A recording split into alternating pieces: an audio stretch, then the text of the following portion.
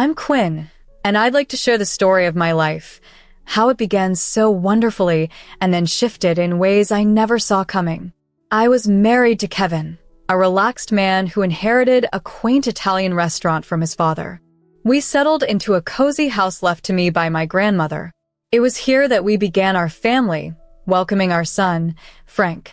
In the early years, Kevin and I would spend evenings on our back porch after Frank was asleep. We'd dream together about our future, saving up for a bigger house, perhaps having another child. Kevin always envisioned it with a beer in his hand, while I thought about giving Frank the best possible education, hoping he could attend college without the burden of student loans like I had. Life was simple and joyful, but over time, as I advanced in my career, Kevin seemed satisfied with just maintaining the status quo at the restaurant. It remained cozy but struggled to bring in enough revenue. One evening, while cleaning up after dinner, I broached the subject of enhancing the restaurant. "Kevin, have you considered adding new items to the menu or maybe some updates to bring in more customers?" I asked. Kevin, scrubbing a plate a bit too vigorously, replied indifferently, "Why fix what isn't broken? We're doing fine." "But we could be doing so much better," I countered, drying my hands on a towel. Kevin slammed the plate down, frustration evident. "Why are you always pushing? Can't you just be happy with what we have?" "I'm tired of you always wanting more," he exclaimed. I dropped the conversation, but it wasn't just the restaurant that was an issue. As I became the orthodontist, tensions rose. Kevin spent more days at the restaurant, not really working, just avoiding home, and often he would end up at his mother Anna's house. One day, after he spent another evening at his mother's, I confronted him. "You ran off to your mom's again last night, Kevin. When you're there, who do you think manages everything here?" I asked. He rolled his eyes and tossed his keys on the table. "Oh, come off it, Mom understands me, and she doesn't nag me about money or working more," he retorted. That hurt, especially since I had been covering his shortfalls, even sending $900 monthly to Anna to help her out. It was becoming increasingly difficult to manage all our bills and expenses. Later that week, I called Anna to explain our financial strain and the need for Kevin to contribute more. "Anna, I'm doing what I can, but Kevin needs to step up. We're struggling," I explained. Rather than showing understanding, Anna became defensive. "Quinn, you're his wife. It's your job to support him, not push him around. You're always after my boy to change. Can't you see you're the problem?" she accused. Anger welled up inside me. "I am supporting him, Anna, more than you know. I even send you money every month. How can you call me the problem? You're calling me a gold digger?" "I'm the one counting every penny to keep us afloat," I replied, her words stinging before she abruptly hung up. As night fell, I pondered over our conversation, feeling both frustrated and saddened by the turn our lives had taken. I watched Kevin slump onto the sofa, a beer in his grasp, absorbed in his phone. Meanwhile, I tucked Frank into bed, the day's conversation with his mother weighing heavily on my shoulders. Life at home had become increasingly challenging since Kevin's restaurant fell on hard times. He had been forced to let his staff go one by one until it was just him, alone, making pizzas in a quiet part of town. Even then, the business dwindled to the point where it couldn't keep the lights on. The day he closed the restaurant for good, he returned home looking utterly defeated, yet there was a defiant glint in his eyes. This isn't the end. It's merely a setback," he said, trying to maintain composure as he hung up his apron for the last time. I sat at the kitchen table, bills scattered around like a spread of ominous cards. "A setback, Kevin? The restaurant is closed. We need a new income source, and we need it now," I replied. His pride took a hit, and he bristled. "I'll find something, but I won't just take any job. I have my standards. I was a business owner, And what does that mean now, Kevin?" "We need actual money, not standards," I countered, my frustration boiling over. He just shook his head, muttering about not becoming a desk jockey. "I have a degree, Quinn. I'm aiming for a managerial position, nothing less." I was stunned by his audacity. "Your business just tanked, and you think you can land a top job just like that?" I snapped, unable to mask the irritation in my voice. He didn't respond, just stormed out, likely heading to his mother's place. That's how things went now. Whenever it got tough, Kevin disappeared. The weekend brought no relief, only his mother Anna crashing in with her demands. She arrived just as I was preparing lunch, her timing as flawless as her audacity. "Quinn, you need to talk to your bosses. Get Kevin a good position at your company." "He deserves it," she insisted, as if it were the simplest solution. I let out a harsh, short laugh. "Anna, that's not how it works. I started at the bottom and worked my way up. They don't just hand out top jobs because I ask." She narrowed her eyes, her lips thinning. "You just don't want him to succeed, afraid he might overshadow you, huh?" I explained calmly, despite the rising tension. "Seriously, Anna, Kevin walking into a senior role with no experience isn't going to happen. It's not about fear. It's about reality." Lunch continued under a cloud of chilliness, Kevin silent, likely ruminating over his bruised ego and his mother's words. Kevin's days turned into a blur of inertia, lounging with his beer and phone while I managed work, house chores, and caring for our son Frank. Each evening, I returned home to a chaotic house and no dinner in sight. "Kevin, could you at least start dinner?" "I'm running on fumes here," I would say, dropping my bags and kicking off my shoes. He'd grunt, eyes glued to his phone. "You do it better. I'm tired too, you know." It infuriated me to see him so idle, especially when Frank, hungry and expectant, would tug at my sleeve. "And Kevin, did you pick him up from school today?" One evening, already aware of the answer, I asked Kevin if he had forgotten to tell me something. His reply was a low mumble, barely audible over the television. Thankfully, my mother, who lived close by, had stepped in as a reliable backup since Kevin had begun neglecting even his most basic duties. "Kevin, he's your son too. He needs you," I stated, striving to keep my voice calm, though it was challenging. Typically, this would be the moment he'd leave, the door slamming as he went, marking another routine day. True to form, he vanished, leaving me to manage everything alone. The pattern escalated when I noticed money missing from my wallet. Initially, it was just a few dollars, but soon entire bills were gone. One night, after confirming the missing money, I confronted him. "Kevin, have you been taking money from my purse?" His eyes darted away before meeting mine again. "Needed some cash for beer," he admitted. "Beer? You're taking cash like a thief now," I exclaimed. "How dare you call me a thief?" "I'm your husband," he retorted, his voice rising. Before we could argue further, Anna burst in. It seemed she had overheard us, her expression stormy. "Quinn, all you care about is money. Can't you see the man is struggling? You should be supporting him, not accusing him. Support him by letting him steal from me? What about Frank? What about our bills?" I responded, my voice growing louder as the stress from the past months reached a boiling point. Kevin collapsed back on the couch, tuning out as Anna and I argued over him, his eyes fixed on a distant point. The argument ended in a heavy silence, with Anna storming out and Kevin remaining silent and inactive. When Frank fell ill as the summer ended, his fever spiking one night, no soothing or cool cloths seemed to help.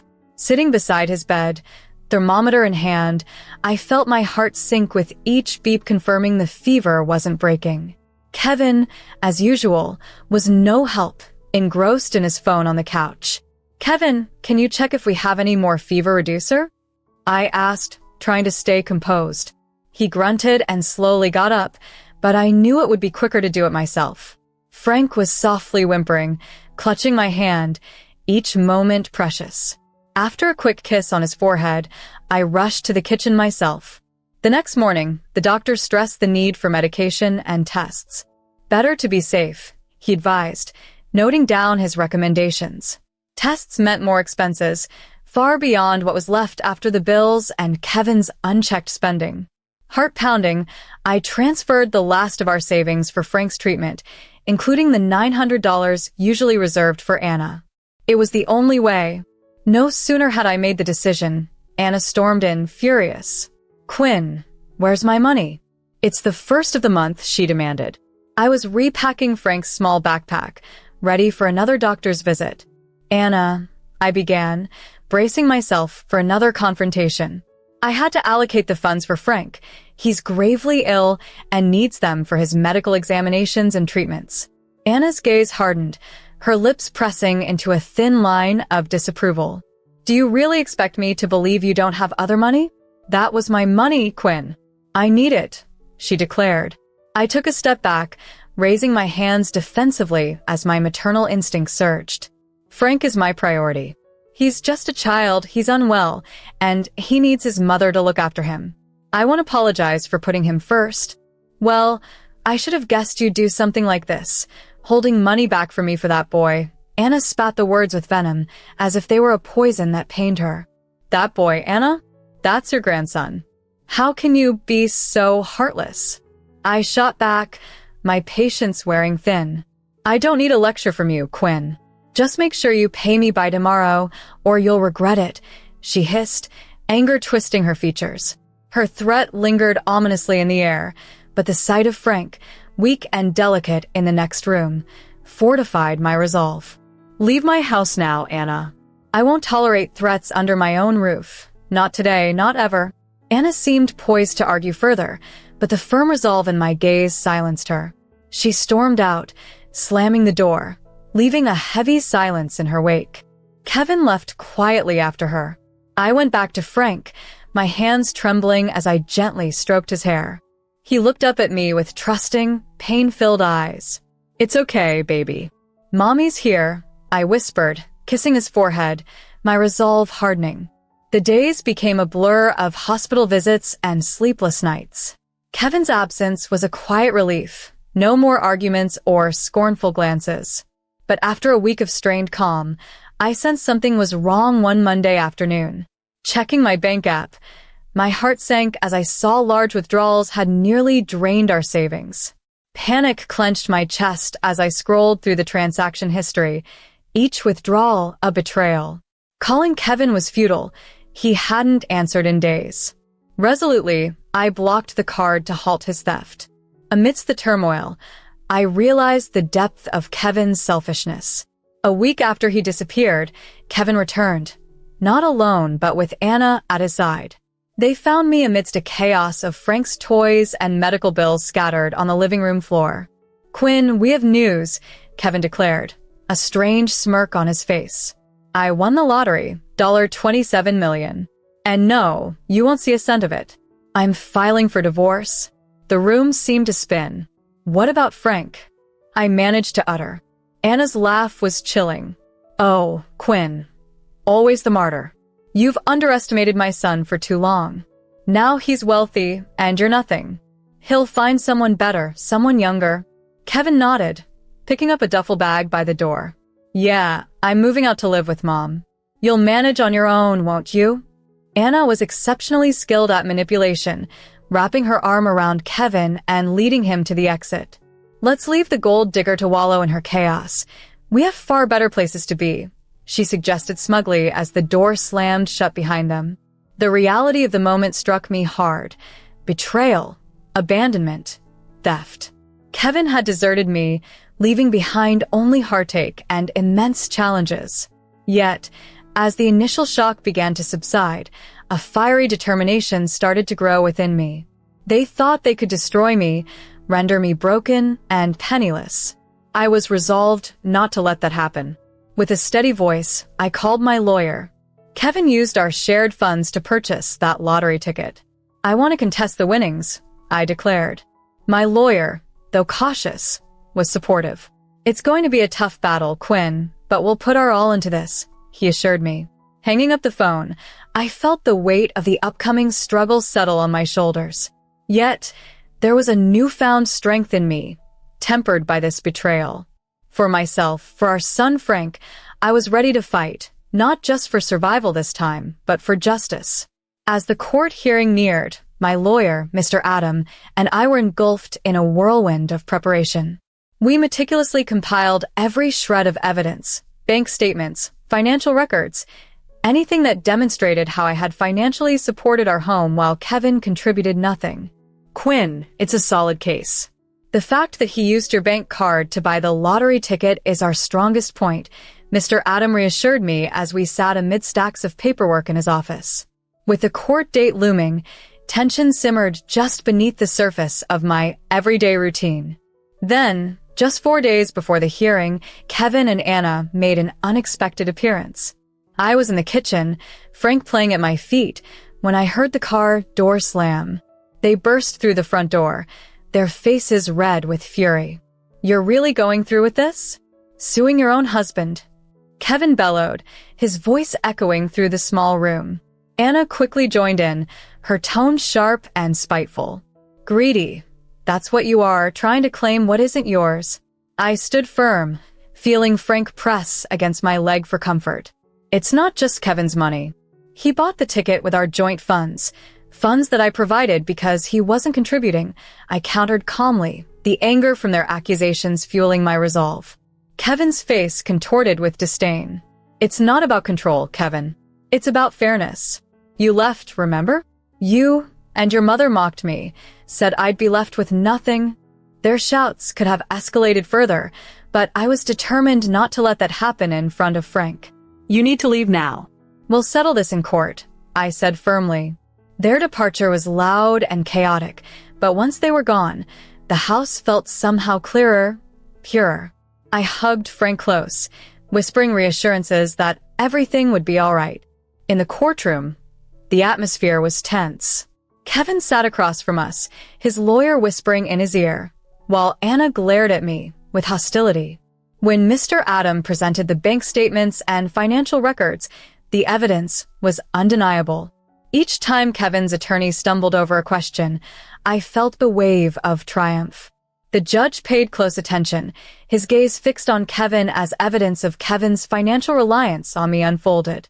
Key to the case was the lottery ticket bought with money from our joint account, making it a marital asset, as Mr. Adam persuasively argued.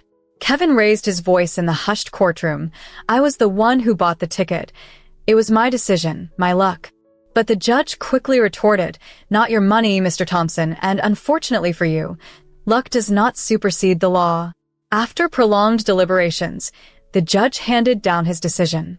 It was clear from the presented evidence that Mr. Thompson was financially dependent on Mrs. Thompson during the purchase of the ticket, thereby deeming the ticket a marital asset. The judgment awarded 4/4 of the lottery winnings to Mrs. Thompson and 1/4 to Mr. Thompson. Both Kevin and Anna were visibly shocked, their faces a canvas of disbelief. Months later, after the dust settled and the divorce was finalized, I began to embrace a brighter future shaped by the court's decision. Aware of the tales of lottery winners who squandered their fortunes, I reached out to Ethan, an old college friend who had found success in finance, for guidance. Over coffee, we discussed strategic investments in technology and renewable energy, as well as setting aside funds for my son Frank's education. Ethan's advice proved invaluable.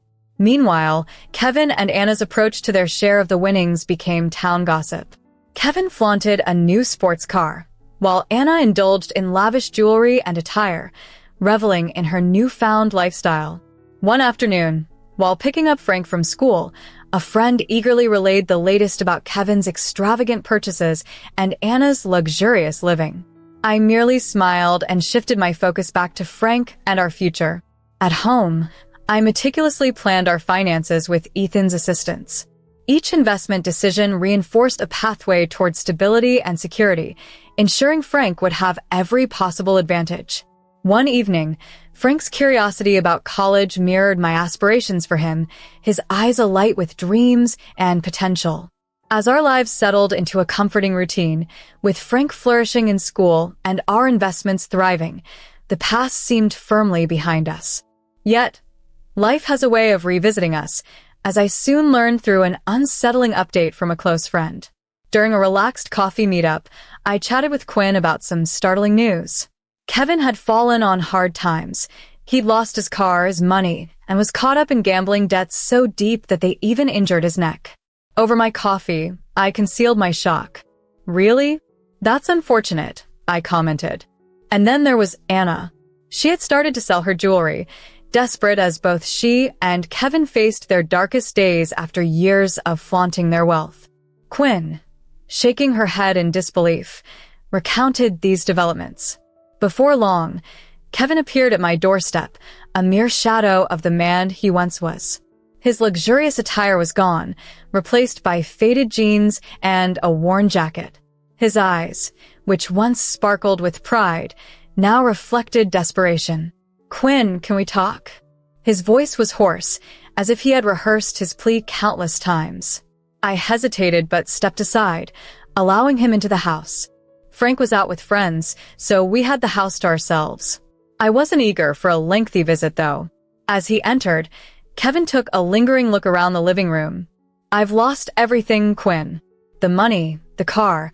I've got nothing left. And I miss my family. I miss you," he confessed. Raising an eyebrow, I replied skeptically, "You miss the money. That's what you miss." "No, it's more than that. I've been reflecting a lot lately. I was hoping, maybe, we could start anew." His eyes pleaded for a second chance, but all I could recall were the years of deceit and neglect. I scoffed, more in disbelief than humor. "Start over? After everything you've put us through? You leave, accuse me of being materialistic, squander your wealth, and now you want to return as if nothing happened?" He avoided my gaze, his discomfort evident. "I know I've made grave mistakes, Quinn. I truly realize that now, and I'm ready to change," he insisted. "Kevin, you left when you thought you were better off without us. That revealed your true character. Now, you're just regretful because you're penniless and alone," I said, my voice resolute. Deflated, he absorbed the weight of my words. "So, there's no chance for us?" he asked softly. "Kevin, I forgave you long ago, for my own peace, not so you could waltz back into our lives when you hit rock bottom. Frank and I are thriving, and I intend to keep it that way," I affirmed. With a heavy heart, he left, shoulders slumped. Watching him walk away, I felt a chapter in my life close definitively. Later, as I picked up Frank, his laughter filled the car, affirming the true richness in our lives. No lottery win could ever match the genuine, invaluable love and joy we shared. Our path hadn't been smooth, but it was uniquely ours, brimming with irreplaceable, authentic affection.